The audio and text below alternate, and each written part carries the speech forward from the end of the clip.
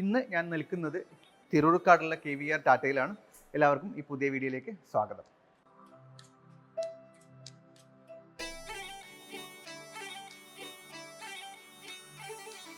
ഈ EV majorly രണ്ട് വേരിയൻറ്റുകളാണ് വരിക. 19.2 കിലോവാട്ട് ബാറ്ററിയിലും 24 കിലോവാട്ട് ബാറ്ററിയിലും. 19.2 ആണെങ്കിൽ ഏകദേശം 250 കിലോമീറ്റർ ആണ് റേഞ്ച് ഇവർ പറയുന്നത്. 24 ആണെങ്കിൽ 315 കിലോമീറ്റർ ആണ്.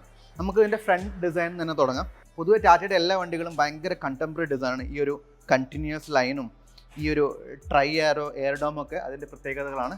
ഈ ട്രൈ ആരോ ഡിസൈൻ നമുക്ക് എല്ലായിടത്തും കാണാം. എയർ ഡാമിലും കണ്ടു, ഇവിടെയും കണ്ടു. ഓക്കെ, പിന്നെ നമുക്ക് പറയാനുള്ളതിൻ്റെ ഹെഡ് ലാമ്പിനെ പറ്റിയാണ്. ഇതൊരു പ്രൊജക്റ്റഡ് ഹെഡ് ലാമ്പാണ്. ഓക്കെ, നമുക്ക് ഇവിടെ ഇൻഡിക്കേറ്ററും കാണാൻ കഴിയും. അത് സൈഡ് ഇൻഡിക്കേറ്റേഴ്സൊക്കെ ഇവിടെ വരിക. പിന്നെ നമുക്ക് ഇവിടെ ഒരു DRL ഉണ്ട്, ഡിലേറ്റ് റണ്ണിങ് ലാമ്പുണ്ട്.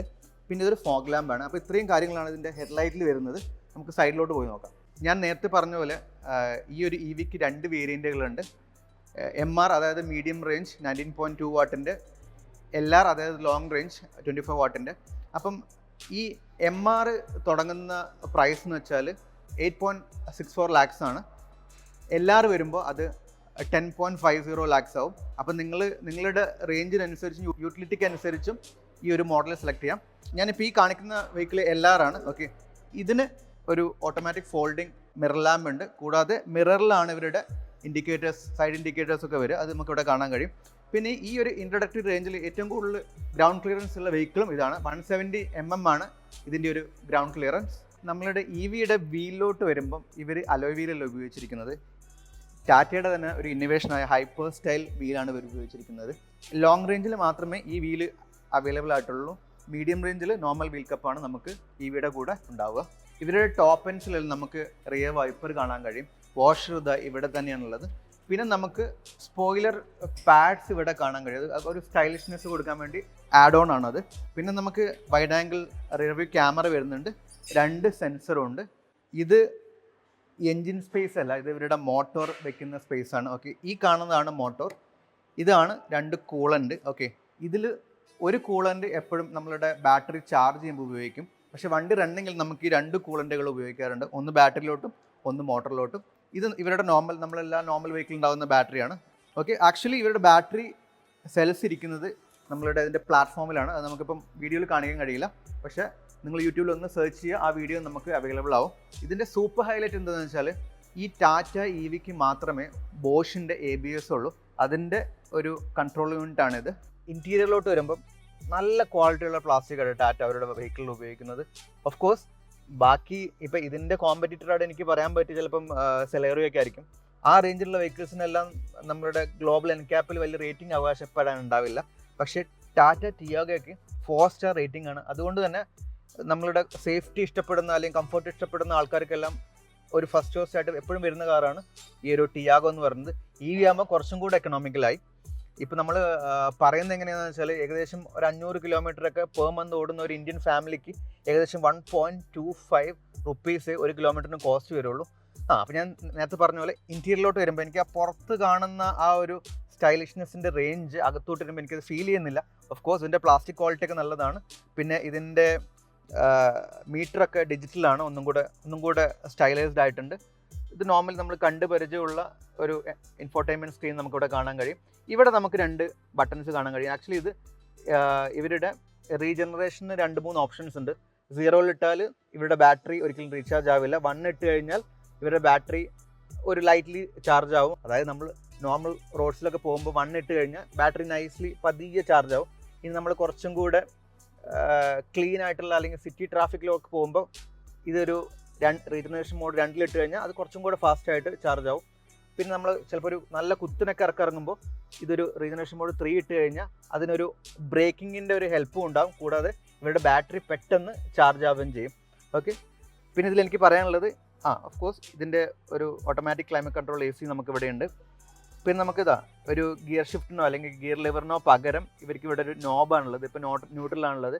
പിന്നെ നമുക്ക് ഡ്രൈവ് ഉണ്ട്, റിവേഴ്സ് ഉണ്ട്, പിന്നെ ഇവർക്കൊരു സ്പോർട്ട് മോഡും ഉണ്ട്. ഓക്കെ, ഈ 4 മോഡുകളിലാണ്. ഡ്രൈവ് ചെയ്യുമ്പോൾ 2 മോഡേ ഉള്ളൂ. ഈ നോബിന് 4 മോഡുകളുണ്ട്. അപ്പോൾ ഡ്രൈവ് ചെയ്യുമ്പോൾ നമുക്കൊന്നിൽ നോർമൽ ഡ്രൈവിലിടാം അല്ലെങ്കിൽ സ്പോർട്ട് മോഡിലിടാം. സ്പോർട്ട് മോഡിലിടുമ്പോൾ കുറച്ചും കൂടെ പവർ യൂസ് ചെയ്യുന്നേ ഉള്ളൂ. ഇതൊരു ഡി കട്ട് സ്റ്റിയറിംഗ് വീലാണ് നമ്മൾ എപ്പോഴും പറയാറുള്ള പോലെ. അപ്പോൾ കുറച്ച് ഡി കട്ടിൻ്റെ മെയിൻ ഗുണം എന്ന് വെച്ചാൽ നമുക്ക് കയറുമ്പോൾ കുറച്ചും കൂടെ കംഫർട്ടബിളായിട്ട് കയറാമെന്നുള്ള കേട്ടോ. ഈ ഒരു ആർച്ച്, ഈ ഒരു കേവ് ഇവിടെ കുറഞ്ഞിരിക്കും, അപ്പോൾ പെട്ടെന്ന് കയറിയിരിക്കാനൊക്കെ സുഖമായിരിക്കും. ഇതിൻ്റെ സ്റ്റിയറിംഗ് കൺട്രോളിൽ വരുമ്പോൾ നമുക്ക് 2-3 കാര്യങ്ങളും കൂടെ പറഞ്ഞ് വെക്കാം. ഇത് നമ്മളുടെ ക്രൂയിസ് കൺട്രോളാണ് ഈ കാണുന്നത്. ഓക്കെ, പിന്നെ നമുക്കിവിടെ കോൾ അറ്റൻഡ് ചെയ്യാനും കട്ട് ചെയ്യാനുള്ള സാധനങ്ങളുണ്ട്. ഇത് നമ്മളുടെ ഡിവൈസ് സെലക്ട് ചെയ്യാനും പിന്നെ കുറച്ച് സെലക്ഷൻ ബട്ടണും വോളിയം ബട്ടണൊക്കെ ഇവിടെയുണ്ട്. പിന്നെ നമുക്ക് പറയാനുള്ളത് ഈ ഒരു ഓട്ടോ ഹെഡ് ലാമ്പാണ്. അപ്പം നോർമൽ ലൈറ്റ് കുറയുമ്പോൾ ഇതങ്ങ് ഓൺ ആവും. ഓക്കെ, ഇപ്പം ലൈറ്റ് ഉണ്ട്, അതുകൊണ്ട് തന്നെ ഇപ്പം ഹെഡ് ലാമ്പ് ഓൺ ആവില്ല. പിന്നെ നമുക്ക് ഇവിടെ വരാനുള്ളത് ഒരു ഓട്ടോ വൈപ്പറാണ്. അപ്പോൾ പെട്ടെന്ന് റെയിനൊക്കെ വരുമ്പോൾ അത് തനിയെ ഡിറ്റക്ട് ചെയ്ത് തനിയെ വൈപ്പർ ഓൺ ആവും. അതും നല്ലൊരു ഫീച്ചറാണ്. ഇവിടെയാണ് ഈ ഒരു ഓട്ടോ വൈപ്പറിൻ്റെ സെൻസർ വരുന്നത്. എൻ്റെ കൈയിൻ്റെ താഴത്ത് ഇവിടെ കാണാൻ കഴിയും ഒരു ബോക്സ് ഇവിടെയുണ്ട്. ഈ ഒരു ഇൻഫോടൈം സിസ്റ്റത്തിൽ നമുക്ക് ആപ്പിൾ കാർപ്ലേ ഉണ്ട്, ആൻഡ്രോയിഡ് ഓട്ടോ ഉണ്ട്. പിന്നെ ഇവർക്കുള്ള ഒരു ഫീച്ചർ എന്ന് വെച്ചാൽ ഈ ഒരു പാർക്ക് അസിസ്റ്റാണ്. ആക്ച്വലി നമ്മളിപ്പം റൺ ചെയ്തുകൊണ്ടിരിക്കുമ്പോൾ, അതായത് ബമ്പർ ടു ബമ്പർ ട്രാഫിക്കിലൊക്കെ ബാക്കിലുള്ള വെഹിക്കിൾ എത്ര ഡിസ്റ്റൻസിലാണെന്നൊക്കെ ജഡ്ജ് ചെയ്യാൻ ഈ ഒരു ക്യാമറ ഉപയോഗപ്പെടും. ഇങ്ങോട്ട് വരുമ്പോൾ നമുക്ക് ഇവിടെ ഒരു AC കൺട്രോൾ യൂണിറ്റ് കാണാൻ കഴിയും. ഇവിടെ 2 ഓപ്ഷൻ നമുക്ക് കാണാം. ഒന്ന് AC ഓൺ ഓഫ്, 2 ഇതിൻ്റെ AC എക്കണോമി നമുക്ക് കൺട്രോൾ ചെയ്യാൻ പറ്റും. അതായത് ഇതിൻ്റെ എഫിഷ്യൻസിയും പവർ യൂസ് ചെയ്യുന്നൊക്കെ നമുക്ക് ഈ ഒരു എക്കണോമി മോഡ് വെച്ച് കൺട്രോൾ ചെയ്യാൻ പറ്റും. ഇത് ഓട്ടോമാറ്റിക് ക്ലൈമറ്റ് കൺട്രോളിൻ്റെ ഒരു സാധനമാണ്. AC ഓഫ് ആക്കണമെങ്കിൽ നമുക്കിത് ഉപയോഗിക്കാം. പിന്നെ വരുന്ന കാര്യം എന്ന് വെച്ചാൽ നമുക്ക് ആക്ച്വലി ബട്ടൺ നോക്കുമ്പോൾ ഇത് റീജനറേഷൻ ഓപ്ഷൻസ് ആണ്. ഇത് ഓപ്ഷൻ കുറയ്ക്കാനും ഇത് ഓപ്ഷൻ കൂട്ടാനും. ഇത് ഫോഗ് ലാമ്പിൻ്റെ സാധനമാണ്. ഇത് നമ്മൾ നോർമൽ കാർ ലോക്കിംഗ് സിസ്റ്റമാണ്. ഈ ഒരു സ്വിച്ച് എന്തിനാണെന്ന് വെച്ചാൽ നമ്മൾ ചാർജിങ് സ്റ്റാർട്ട് ചെയ്ത് കഴിഞ്ഞാൽ ഈ ഇലക്ട്രിസിറ്റി ഗൺ അതിലേക്ക് ലോക്ക് ആവും. ഓക്കെ, അപ്പോൾ ആ ഗൺ അതിൽ നിന്ന് എടുക്കാൻ വേണ്ടിയിട്ട് ഈ ഒരു അൺലോക്ക് ബട്ടൺ അവർ പ്രൊവൈഡ് ചെയ്തിട്ടുണ്ട്. ഇത് ആക്ച്വലി ഇവരുടെ ഒരു സേഫ്റ്റി ഫീച്ചറിൻ്റെ ഭാഗമായിട്ടാണ് ഇവർ കൊടുത്തിരിക്കുന്നത്. പിന്നെ താഴത്തോട്ട് വരുമ്പോൾ ഇവർക്ക് ഇവിടെ ഒരു ടൈപ്പ് എ ചാർജർ കാണാൻ കഴിയും. പിന്നെ നമുക്കൊരു ടൈപ്പ് C ചാർജറും കാണാൻ കഴിയും. ഇത് 45 വാട്ടിൻ്റെയാണ്. പിന്നെ നമുക്ക് നോർമലി കാണാറുള്ള ഒരു പവർ സോക്കറ്റും നമുക്കിവിടെ കാണാൻ കഴിയും. ഓക്കെ, ഇവിടെ ഒരു ചെറിയൊരു ഗ്ലൗ ബോക്സ് പോലത്തെ സ്പേസും ഉണ്ട്. പിന്നെ നമുക്ക് ഇവിടെ 2 ചെറിയ ബോട്ടിൽസും വെക്കാൻ കഴിയും. ഇവരുടെ ഏറ്റവും ടോപ്പ് എൻഡാണ് എക്സെറ്റ് പ്ലസ് ടെക്ലെക്സ്. അതിലാണ് ഈ സ്റ്റിയറിങ്ങിലും സീറ്റിലും ലെതർ വരിക. ഇപ്പം സീറ്റിംഗ് കംഫർട്ടിനെ പറ്റി പറയുകയാണെങ്കിൽ ഒരു മീഡിയം കംഫർട്ട് വരുന്ന സീറ്റാണ്. ഓക്കെ, ഞാനിപ്പം ഈ ഒരു സെഗ്മെൻറ്റിലുള്ള സീറ്റുകളെ അപേക്ഷിച്ച് ഇതിനൊരു കുറച്ചൊരു കംഫർട്ട് കുറവുള്ള തോന്നുന്നു. പക്ഷേ ഈ ഒരു ഡിസൈൻ ലാംഗ്വേജ് ഒരു ഭയങ്കരമായിട്ട് മേർജ് ചെയ്ത് പോകുന്ന ഡിസൈനാണ് അതിനുള്ളത്. പക്ഷേ ഇവർക്ക് ഈ ഒരു വേരിയൻറ്റിലും നോർമൽ വേരിയൻസിലും ലെതർ സീറ്റ് കൊടുക്കാമായിരുന്നു എന്ന് എനിക്ക് തോന്നുന്നു. പിന്നോട്ട് വരുമ്പോൾ നമുക്ക് ചെറിയൊരു ട്രേ ഇവിടെയുണ്ട്. ഇവിടെ നമുക്ക് ബോട്ടിൽ വയ്ക്കാം. പിന്നെ നമുക്കൊരു 12 വോൾട്ടിൻ്റെ ഒരു സോക്കറ്റ് നമുക്കിവിടെ കാണാൻ കഴിയും ഈ സീറ്റിൻ്റെ ഇടയിൽ. അല്ലാതെ നോക്കുമ്പം ആക്ച്വലി ഫ്രണ്ടത്തെ അത്രയും കംഫർട്ട് ബാക്കിൽ നമ്മളുടെ സീറ്റിംഗ് കുറച്ചും കൂടി അപ്രൈറ്റ് ആണെന്ന് എനിക്ക് തോന്നുന്നു. പിന്നെ എനിക്ക് തോന്നുന്ന കാര്യം എന്ന് വെച്ചാൽ സ്പേഷ്യസ് ആണ്. എപ്പോഴും നല്ല സ്പേസ് ഉണ്ട് വണ്ടിക്ക്. നമ്മളുടെ തൈ സപ്പോർട്ടൊക്കെ വൃത്തിയായിട്ട് കിട്ടുന്നുണ്ട്. ഹെഡ് റൂം അത്യാവശ്യമുണ്ട്, എനിക്ക് കാണാൻ കഴിയും. വിസിബിലിറ്റി ഒക്കെ പ്രോപ്പറാണ്. ഈ റേഞ്ചിൽ എല്ലാ വെഹിക്കിളും കൊടുക്കുന്ന അതേ കംഫർട്ട് ഇത് കൊടുക്കുന്നുണ്ട്. ഇവിടെയാണ് സ്പീക്കേഴ്സ് വരുന്നത്. എനിക്ക് ഇവിടെയും ഒരു ഇലക്ട്രിക് കൺട്രോൾ കിട്ടുന്നുണ്ട് പവർ വിൻഡോസിൻ്റെ. നമ്മൾ ഡിക്കി തുറക്കുമ്പോൾ കാണാൻ പറ്റുന്നതെന്ന് വെച്ചാൽ 242 ലിറ്റർ കപ്പാസിറ്റി ഉള്ള ഡിക്കിയാണ് നമുക്കുള്ളത്. പിന്നെ ഇതിലൊരു സ്പെഷ്യാലിറ്റി ആയിട്ട് എനിക്ക് തോന്നുന്നത് ഇവർ സ്പെയർ വീലല്ല കൊടുക്കുന്നത്, ഒരു ടയർ പങ്ക്ചർ കിറ്റാണ് കൊടുക്കുന്നത്. ആക്ച്വലി ചെറിയൊരു കൺഫ്യൂഷൻ ഉണ്ട്. 242 ലിറ്റർ എന്ന് പറഞ്ഞാൽ ഇവരുടെ പെട്രോൾ വേരിയൻറ്റിലാണ്. EVയിൽ വരുമ്പോൾ 240 ലിറ്റർ ഉണ്ടാവുള്ളൂ. പങ്ക്ചർ കിറ്റ് ഉണ്ടെന്ന് പറഞ്ഞു. അതുപോലെ തന്നെ ഈ ഒരു പൗച്ചിൽ നമുക്ക് ഇവരുടെ ചാർജിങ് യൂണിറ്റ് കാണാൻ കഴിയും. ഇതാണ് ആ ഗണ്ണ്. ഓക്കെ, ഇതിലേക്കാണ് നമ്മളുടെ ആ ഒരു ഇതിപ്പം 15 ആംപിയർ പ്ലഗിലോ അല്ലെങ്കിൽ അവരുടെ ഈ ഒരു ചാർജിങ് ബോക്സിലോ കണക്ട് ചെയ്യാൻ പറ്റും. പെട്രോൾ അടിക്കുന്ന എല്ലാവർക്കും അറിയാം, പക്ഷേ ചാർജിങ്ങിൻ്റെ പല പോസിബിലിറ്റീസ് അല്ലെങ്കിൽ ഇതിൻ്റെ ഒരു ടെക്നിക്കും ആർക്കും അധികം അറിയില്ല. അതുകൊണ്ട് തന്നെയാണ് ഞാനിത് പരിചയപ്പെടുത്താൻ പോകുന്നത്. ഇതാണ് ഇതിൻ്റെ ഹോം ചാർജിങ് യൂണിറ്റിൻ്റെ പ്ലഗ്. ഓക്കെ, ഇങ്ങനെയത് കാണാനുണ്ടാവുക. ഇത് നമുക്ക് നോർമലി ഈ ഒരു ടോപ്പ് പോർഷനിൽ ഇങ്ങനെ ചാർജ് ചെയ്യാൻ പറ്റും. ഓക്കെ, ഇങ്ങനെ ചാർജ് ചെയ്യാൻ പറ്റും. ഇങ്ങനെ ചാർജ് ചെയ്യുമ്പോൾ നമുക്ക് 2 ഓപ്ഷൻ ഉണ്ട്. ഒന്നിൽ നമ്മുടെ 15 ആംപിയർ അല്ലെങ്കിൽ ഇവിടെ ഇലക്ട്രിക് കിറ്റ് വെച്ചിട്ട് നമുക്കത് ചാർജ് ചെയ്യാം.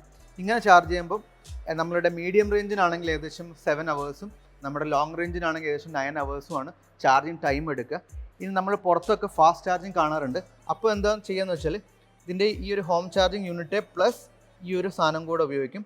അപ്പോൾ ഏകദേശം 1 മണിക്കൂർ കൊണ്ട് നമുക്ക് ഇവരുടെ ഒരു 80% ചാർജ് വരെ ചെയ്യാൻ പറ്റുന്നതാണ് ടാറ്റ EV അവകാശപ്പെടുന്നത്. ഇതിൻ്റെ ആക്ച്വൽ സിനാരിയോ നിങ്ങൾക്ക് അറിയാമെങ്കിൽ അത് എൻ്റെ പേജിലോട്ട് കമൻറ്റ് ചെയ്യാം. ഞാൻ നേരത്തെ പറഞ്ഞു പങ്ക്ചർ കിറ്റ് എന്ന്. പലരും വിചാരിക്കുക നമ്മൾ ആ കുത്തി കയറ്റി സീലാക്കണ കാര്യം. അങ്ങനെയല്ല, ഇതിലും ഈ EVയുടെ അല്ലെങ്കിൽ ടാറ്റ ടീമിൻ്റെ ഒരു ഇന്നോവേഷൻ കിടപ്പുണ്ട്. അത് ഞാൻ പരിചയപ്പെടുത്തി തരാം. തുറന്നു കഴിഞ്ഞാൽ നമുക്ക് 2 യൂണിറ്റുകളുണ്ട്. ഒന്ന് ഇതാണ്, ഓക്കെ. രണ്ടാമത്തത് അവരോടൊരു സീലൻ്റാണ്, ഓക്കെ. അപ്പോൾ ഇതെങ്ങനെ വർക്ക് ചെയ്യുമെന്ന് ഞാൻ പറഞ്ഞുതരാം. ഇത് നമ്മുടെ 12 വോൾട്ട് സോക്കറ്റിലോട്ട് നമുക്കിത് കണക്ട് ചെയ്യാൻ പറ്റും. നമ്മൾ നോർമലി കാണാറുള്ള സാധനമാണ്. ഇത് നമ്മുടെ കാറിന് 12 വോൾട്ട് സോക്കറ്റിലോട്ട് അത് കണക്ട് ചെയ്യാം. പിന്നെ അപ്പോൾ ഇതൊരു മോട്ടറായിട്ട് വർക്ക് ചെയ്യും. പിന്നെ ഈ ഒരു ഭാഗം നമുക്ക് ഈ ഒരു സീലൻറ്റിൻ്റെ ഈ ഒരു ക്യാപ്പ് ഇവിടെ കണക്ട് ചെയ്യാം. എന്നിട്ട് ഇത് നമ്മളുടെ പങ്ക്ചറായ ടയറിലോട്ട് കാറ്റടിക്കും പോലെ കണക്ട് ചെയ്യാം. അപ്പോൾ എന്താ ചെയ്യുന്നത് വെച്ചാൽ ഇത് ഓട്ടോമാറ്റിക്കലി ഈ ഒരു സീലൻ്റ് എവിടെയാണോ പങ്ക്ചർ ആയത് അവിടെ പോയിട്ട് ആ ഹോൾ ഇത് അടയ്ക്കും. അപ്പോൾ ഇത് ഭയങ്കര അപ്പോൾ കാറ്റടിച്ചിട്ട് സുഖമായിട്ട് പോകാൻ കഴിയും. അപ്പോൾ എന്തുകൊണ്ടും നമ്മളുടെ കുറേ വണ്ടിയുടെ വെയിറ്റ് കുറഞ്ഞു. എക്സ്ട്രാ ടയർ എന്നൊക്കെ പറഞ്ഞത് അത് ക്ലയൻറ്റിനൊരു ബേർഡനായിട്ടാണ് വരിക. പൊതുവെ ആരും അറിയില്ലെങ്കിലും അത് ക്ലയൻറ്റിന് അത്രയും കാശ് കുറയ്ക്കാൻ EVക്ക് അതുകൊണ്ട് സാധിച്ചിട്ടുണ്ട്. അപ്പോൾ ഞാൻ KVR വണ്ടി എടുത്തു, ഇങ്ങനെ മുന്നോട്ട് പോവുകയാണ്.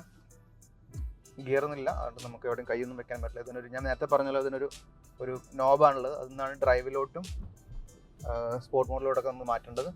നമ്മൾ നോർമലി കാർ ഡ്രൈവ് ചെയ്യുമ്പോൾ തന്നെ എനിക്ക് വലിയ വ്യത്യാസം തോന്നുന്നില്ല കേട്ടോ. ശബ്ദം കുറവാന്നേ ഉള്ളൂ, പവർ കിട്ടുന്നുണ്ട്, ഡിലേ ഒന്നുമില്ല. നമുക്ക് AMTയിൽ അറിയുന്ന പോലെ ആ ഒരു ഗിയർ മാറണമെന്ന് അറിയാൻ പറ്റുന്നില്ല കേട്ടോ. സ്മൂത്തായിട്ട് ഡ്രൈവ് ചെയ്യാൻ പറ്റും. മഴയുള്ള ദിവസമാണ്, അതുകൊണ്ട് തന്നെ അധികം സ്പീഡ് എടുക്കാൻ പറ്റില്ല. ലാഗൊന്നുമില്ല കേട്ടോ. ഞാൻ ലാഗ് പ്രതീക്ഷിച്ചിരുന്നു EV ആകുമ്പോൾ. ഇതിപ്പോൾ നോർമൽ ഡ്രൈവ് മോഡാണ്. നമുക്കിനി സ്പോർട്ട് മോഡിൽ എന്താവും നോക്കാം. ഓക്കെ, ഞാൻ പതിയെ ഒന്ന് സ്പോർട്ട് മോഡിലേക്ക് ഇടുകയാണ്. സ്പോർട്ട് മോഡിൽ ഇട്ടതിൻ്റെ ആ ഡിഫറൻസ് എനിക്ക് ഫീൽ ചെയ്യുന്നുണ്ട് കാല് കൊടുക്കുമ്പോൾ. എങ്കിലും വണ്ടി ലൈറ്റ് ആണ് എന്നുള്ള ഫീൽ നമുക്കുണ്ട് കേട്ടോ. വെയിറ്റ് ഇല്ലാത്തതുകൊണ്ട് തന്നെ വണ്ടി ഇങ്ങനെ നമുക്കൊരു ലൈറ്റ് വെയിറ്റ് ആയിട്ട് ഓടിക്കുന്ന സാധനം ഉണ്ട് കേട്ടോ, ആ ഫീൽ ഉണ്ട്. പക്ഷെ ഞാൻ വിചാരിച്ചതിൽ നല്ല പെർഫോമൻസ് വണ്ടി തരുന്നുണ്ട്. ഇപ്പം എനിക്ക് കാണിക്കുന്നത് 155 കിലോമീറ്റർ റേഞ്ചാണ്.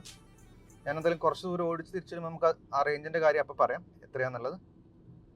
ഇപ്പം 336 കിലോമീറ്ററാണ് വണ്ടി ഓടിയിട്ടുള്ളത്.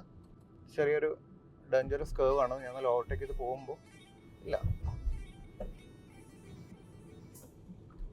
അത്യാവശ്യം നന്നായിട്ട് എനിക്ക് ആ ടേൺ കേവ് ഒക്കെ എടുക്കാൻ പറ്റുന്നുണ്ട്. ട്രാക്ഷൻ ഒന്നും കുഴപ്പമില്ല. എന്നാലും വണ്ടി വെയിറ്റ് കുറവായതുകൊണ്ട് ചെറുതായിട്ട് ഒരു ടയർ പൊങ്ങിയ ഫീൽ എനിക്ക് വന്നു പെട്ടെന്ന് ആ ടേണിൽ സ്പീഡ് എടുത്തപ്പോൾ. എങ്കിലും as A family car, as an introductory EV range ഇത് ഭയങ്കര നല്ലൊരു ഓപ്ഷനാണ് ഫോർ ഇന്ത്യൻ കസ്റ്റമേഴ്സ്. ഞാൻ നേരത്തെ വീഡിയോയിൽ പറഞ്ഞ പോലെ തന്നെ ഏകദേശം 1.25 റുപ്പീസാണ് ഒരു കിലോമീറ്ററിന് നമുക്ക് ചിലവായിട്ട് വരുന്നത്. വീഡിയോയിൽ പറഞ്ഞ പോലെ തന്നെ ഇതിൻ്റെ റീജനറേഷൻ മോഡ് ഇപ്പോൾ ലെവൽ 2 ആണ്. അപ്പോൾ ചെറിയൊരു കാലെടുക്കുമ്പോൾ ചെറിയൊരു ഫ്രിക്ഷൻ എനിക്ക് ഫീൽ ചെയ്യുന്നുണ്ട്.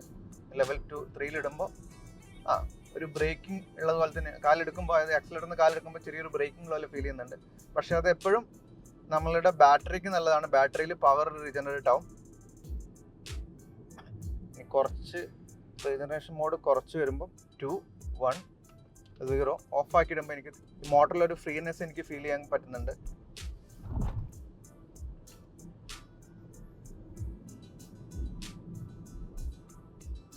എന്തായാലും നല്ലൊരു ഡ്രൈവിംഗ് എക്സ്പീരിയൻസ് വേണമെന്നുള്ളവർക്കും EV നല്ലൊരു ഓപ്ഷൻ ആണ് കേട്ടോ.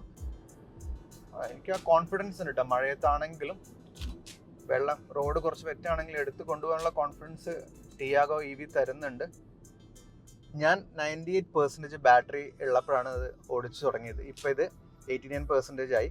കിലോമീറ്റർ വന്നിരുന്നത് 336 ആയിരുന്നു. ഞാൻ ഇപ്പോൾ ഇതൊരു 20 കിലോമീറ്റർ ഓടി. ആദ്യം എനിക്ക് റേഞ്ച് കാണിച്ചിരുന്നത് 168 കിലോമീറ്ററാണ്. ഇപ്പോൾ എനിക്ക് 144 കിലോമീറ്ററാണ് റേഞ്ച് കാണിക്കുന്നത്. അതായത് 24 കിലോമീറ്ററാണ് ശരിക്കും ഞാൻ ഓടേണ്ടിരുന്ന ദൂരം. പക്ഷേ ആക്ച്വലി ഞാൻ 20 കിലോമീറ്റർ ഓടിയുള്ളൂ. ആ ഒരു ഡിഫറൻസ് എന്തായാലും ഇപ്പോൾ ഇതിലുണ്ട്. ഓക്കെ, പക്ഷേ ഈ ഒരു 20 കിലോമീറ്റർ ഓടിച്ചാൽ എനിക്ക് ഞാൻ ഭയങ്കര സാറ്റിസ്ഫൈഡ് ആണ്. As A driver, as A user ഞാൻ സാറ്റിസ്ഫൈഡ് ആണ്. കാരണം എനിക്ക് വേണ്ട ഗ്രിപ്പ് തരുന്നുണ്ട്, ഡ്രൈവിംഗ് കംഫർട്ട് തരുന്നുണ്ട്, കംപ്ലീറ്റ് വിസിബിലിറ്റി തരുന്നുണ്ട്. പിന്നെ ഈ പറഞ്ഞ പോലെ എനിക്ക് അത്യാവശ്യം ധൈര്യത്തോടു കൂടി വണ്ടി എടുത്തു പോകാനുള്ള ഡിസൈനാണ് ഈ ടിയാഗോയുടെ. പിന്നെ നിങ്ങൾക്ക് ചെയ്യാൻ പറ്റുന്ന കാര്യം എന്ന് വെച്ചാൽ എനിക്കിത് ഭയങ്കര നല്ലൊരു വെഹിക്കിളായിട്ട് തോന്നി ഫോർ ദിസ് ബഡ്ജറ്റ്. നിങ്ങളുടെ കമൻസ് എന്തായാലും ഈ വീഡിയോയുടെ താഴത്ത് കമൻറ്റ് ചെയ്യുക, എന്നെ അറിയിക്കാം. നിങ്ങൾക്ക് എന്തെങ്കിലും സംശയങ്ങളുണ്ടെങ്കിലും അത് എൻ്റെ വീഡിയോയുടെ താഴത്ത് കമൻറ്റ് ചെയ്ത് എനിക്ക് അറിയാവുന്നതാണെങ്കിൽ ഞാൻ പറഞ്ഞു തരാൻ ശ്രമിക്കാം. എനിക്കറിയാത്തതാണെങ്കിൽ ഞാൻ ചോദിച്ച് മനസ്സിലാക്കി നിങ്ങൾക്ക് പറഞ്ഞു തരാം. അപ്പോൾ എന്തായാലും നിങ്ങളുടെ ഫീഡ്ബാക്ക് എൻ്റെ വീഡിയോയുടെ താഴത്ത് കമൻറ്റ് ചെയ്യാം. ടിയാഗോയുടെ പെട്രോൾ ഓട്ടോമാറ്റിക് സ്റ്റാർട്ട് ചെയ്യുന്നത് ഓൺ റോഡ് പ്രൈസായ 7.80 lakhs പക്ഷേ ഇ വിയിലോട്ട് വരുമ്പം ഓഫ് കോഴ്സ് ഇതൊരു ഓട്ടോമാറ്റിക് ആണ്. ഇ വിയിലോട്ട് വരുമ്പം 8.64 ആണ് ഇതിൻ്റെ ഓൺ റോഡ് പ്രൈസ്. ഇതെങ്ങനെ വരുന്നതെന്ന് വെച്ചാൽ നമുക്ക് ആക്ച്വലി റോഡ് ടാക്സ് നോക്കുകയാണെങ്കിൽ നോർമൽ വെഹിക്കിൾസിനൊക്കെ ഒരു 5 to 10 lakh ആണെങ്കിൽ 13% റോഡ് ടാക്സ് വരും. പക്ഷേ അതൊരു ഇ വി ആകുമ്പോൾ 5% റോഡ് ടാക്സ് വരുള്ളൂ. കൂടാതെ GST 28% ആണ് നോർമൽ കാർസിന്. പക്ഷേ അത് ഇ വിയിലോട്ട് വരുമ്പോൾ അത് 5% ആയിട്ട് മാറും. അപ്പോൾ കുറേ ബെനിഫിറ്റ്സ് ഒരു ക്ലയൻറ്റിന് കിട്ടും ഒരു ഇ വി വാങ്ങുമ്പോൾ. മാർക്കറ്റിലെ എല്ലാ കാറുകളും കമ്പയർ ചെയ്ത് നോക്കണം, എന്നിട്ടൊരു ഫൈനൽ ഡിസിഷൻ, നല്ല ഡിസിഷൻ എടുക്കണം. അപ്പം നിങ്ങൾക്ക് ഈ വീഡിയോ ഇഷ്ടപ്പെട്ടെന്ന് കരുതുന്നു. എന്തായാലും നിങ്ങൾ ഈ ചാനൽ സബ്സ്ക്രൈബ് ചെയ്യണം. അറിയാവുന്ന സുഹൃത്തുക്കൾക്ക്, അതായത് ഇ വി എടുക്കാൻ ആഗ്രഹമുള്ള സുഹൃത്തുക്കൾക്ക് ഈ വീഡിയോ അയച്ചു കൊടുക്കണം. And thank you so much for watching.